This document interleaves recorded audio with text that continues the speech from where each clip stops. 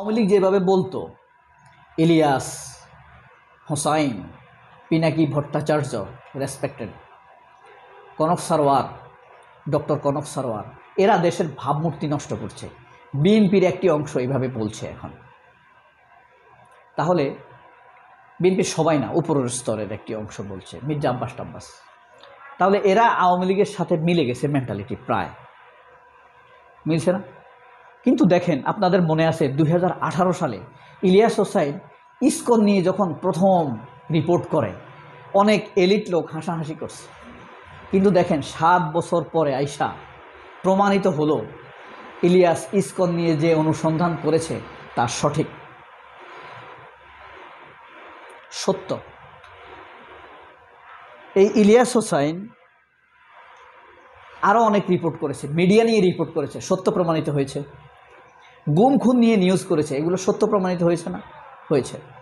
এই ইলিয়াস হোসাইন আপনার বিএনপির মির্জা ফখরুলকে নিয়ে নিউজ করেছ, সত্য প্রমাণ হয়েছে না?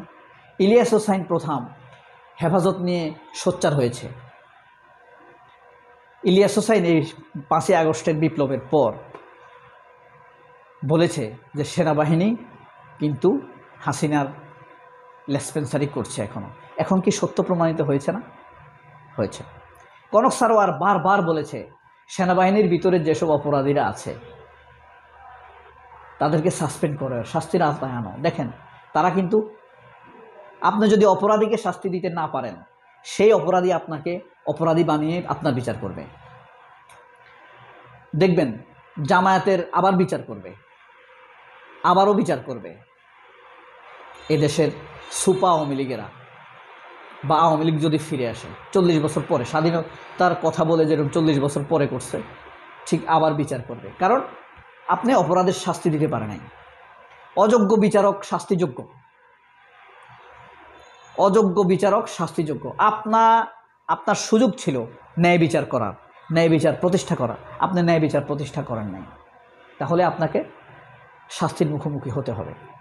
অপরাধীকে যদি আপনি কাঠগড়ায় তুলতে না পারেন, তাহলে অপরাধী আপনাকে কাঠগড়ায় তুলবে, কারণ সে তখন তার অপরাধকে ন্যায় বা সত্য হিসেবে প্রতিষ্ঠা করার চেষ্টা করবে। তো বলছিলাম, কনক সারোয়ার, পিনাকি ভট্টাচার্য এবং আপনার ইলিয়াস হোসাইন গত কয়েক বছর যাবৎ যা বলেছে সব সত্য প্রমাণিত হয়েছে। এমনকি 5ই আগস্টের বিপ্লবের পর যে কথাগুলো বলেছে সেই কথাগুলো এখন সত্য ফলিত হচ্ছে। এই যে দেখেন, ওয়াকারের সাথে অপরাধী সেনা অফিসারদের সম্পর্ক,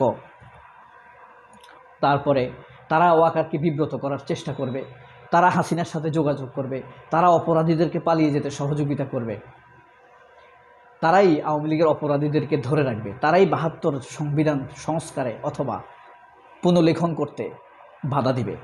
ইলিয়াস হোসাইন বছরের পর বছর এটা বলছে না? 5ই বিপ্লবের পর থেকে বলছে না? কনক সারোয়ার মাসের পর মাস, অর্থাৎ 5ই বিপ্লবের পর থেকে এসব বলছে না? বলছে। এরপরে আপনি দেখেন, পিনাকি ভট্টাচার্য বারবার বলছে প্রশাসনের ভিতরে কাদেরকে নিতে হবে, কাদেরকে বসাইতে হবে, কাদেরকে নিয়ে কাজ করতে হবে, বলছে না? সেগুলো এখন সত্য প্রমাণিত হয়েছে না? যখন দেখছে দক্ষ টাউট কিছু উপদেষ্টা নিয়োগ দিছে, তৌহিদ, সালেউদ্দিন, ফারুকি, আসিফ নজরুল, অথর্ব, যাদের দিয়ে কোনো কাজ হয়নি, এগুলোর কথা কি পিনাকি ভট্টাচার্য বারবার বলছে না? দেখেন, এখন দুঃসময় ইউনুসের, এরা পাশে আছে ছাত্ররা, কম বয়সী বলেন, তুচ্ছতাচ্ছিল্য করেন, বাচ্চা বলেন, তারাই এখন জাতির সংকটে, ইউনুসের সংকটে পাশে আছে। আমাদের কাজগুলো, মানুষের অনুভূতির কথা তারাই বলতেছে। আপনি যতই ঘৃণা করেন, তাদের তো ভুল ত্রুটি থাকবেই। আসিফ নজরুল কোনো কথা বলছে? মোস্তফা সারোয়ার ফারুকী কোনো কথা বলতেছে না তো? বুঝেন এবার? তাহলে পিনাকি ভট্টাচার্য, যেমন দেখেন, আরেকটা ব্যাপার বলি, এই যে ডক্টর খলিল একটা দক্ষ লোক, সরকারের ভিতরে কিন্তু নাড়া দিছে। আশিক চৌধুরী বা আশিক জায়ুর রহমান, ওই যে বিডার চেয়ারম্যান বিনিয়োগ বোর্ডের, একটা দক্ষ লোক। এদের ভিতরে এদের পিছনে সবার আগে লাগছে গোয়েন্দা বিভাগ লাগছে, রুমিন ফারহানা লাগছে, মির্জা ফখরুল লাগছে, সালাউদ্দিন লাগছে, হ্যাঁ, নুরুল হক নুরু লাগছে, খালেদ মহিউদ্দিন লাগছে, এদের পেছনে লাগছে। ব্যাপারটা কি টের পেয়েছেন? যখন দেখছে যে ভালো কাজ করতেছে, টার্নিং পয়েন্টের দিকে যাচ্ছে, তখন তারা চট্টগ্রাম বন্দর নিয়ে কথা বলতেছে। ওয়াকার চট্টগ্রাম বন্দরকে কারো হাতে তুলে দিতে দিবে না, ভারতের হাতে তুলে দিয়েছে, তখন কিছু বলেনি। 16 বছর যাবৎ ভারত শুল্কমুক্তভাবে বিশেষ সুবিধা নিয়ে এখানে তারা ব্যবহার করেছে বন্দর, বুঝতে পারেন? এখন বলতেছে দিতে দিবে না, এখন তার দেশপ্রেমিক জেগে উঠছে, দেশপ্রেম জেগে উঠেছে। আশুগঞ্জ ভারত ব্যবহার করেনি, ফেনী নদী ভারত ব্যবহার করছে, ওয়াকারের তখন কোনো কথা মানে সাউন্ড ছিল না ওয়াকারদের বা ওয়াকারের পূর্ব অপরাধীদের। এরা আমাদের সেরা প্রধান না, আমি বারবার সব সময় বলি, এরা আমাদের কর্ম ট্যাক্সের টাকা এরা চলে। তাদের বউয়ের শাড়ি, ওয়াকার বলেন, ইকবাল করিম বলেন, আজিজ বলেন, হ্যাঁ, জিয়া হাসান বলেন, এরা আমাদের ট্যাক্সের টাকায় কিন্তু চলে, প্রবাসীদের টাকায় চলে। আর ওয়াকার বলে আই ডোন্ট কেয়ার। ওয়াকারকে কি আপনি বিশ্বাস করেন? কমেন্ট বক্সে লেখেন। তাহলে এটা কেন 6 মিনিট পরে এসে বললাম এই কথাটা? তাইলে আমি বুঝবো আমার এই ভিডিওটা অন্তত 6 মিনিট পর্যন্ত কেউ দেখছে, এটা আমি আগেই বলতাম।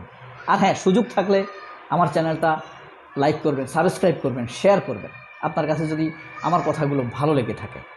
ভুল ত্রুটি থাকলেও বলবেন। তা আমি আসলে বলতেছি, সেই কনক সারোয়াররা, ইলিয়াস হোসেনরা, আশিকরা, তারপরে পিনাকি ভট্টাচার্যরা আসলে এতদিন যা বলে এসেছে তাদেরকে নিয়ে হাসাহাসি করেছে না শাহের আলমরা, জুলকারনাইন শাহের হাসাহাসি করেছে না? করেছে। কিন্তু দেখেন তাদের কথাগুলো এসে আজ সঠিক।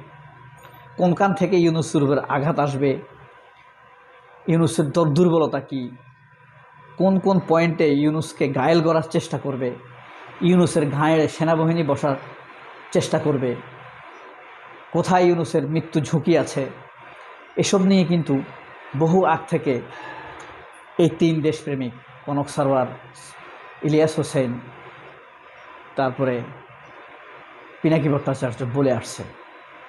তারা শুনেও শুনে নাই নাকি ইউনূসের আশেপাশে যেসব চক্র আছে তারা ইউনূসকে এসব শুনতে দেয় নাই, সেটা আল্লাহই ভালো জানে। তবে তাদের কথাগুলো আজকে এসে আমার কাছে সত্য প্রমাণিত হয়েছে, মোটেই আমি ভুল মনে করছি না। আমার আজকের ভিডিওটি খুব আবেগ নিয়ে বানিয়েছি। এমনিতে আমি আবেগতাড়িত কথা বলি, যৌক্তিক রেফারেন্স দেওয়ার চেষ্টা করি। সবাই জানাবেন। আল্লাহ হাফেজ, আসসালামু আলাইকুম।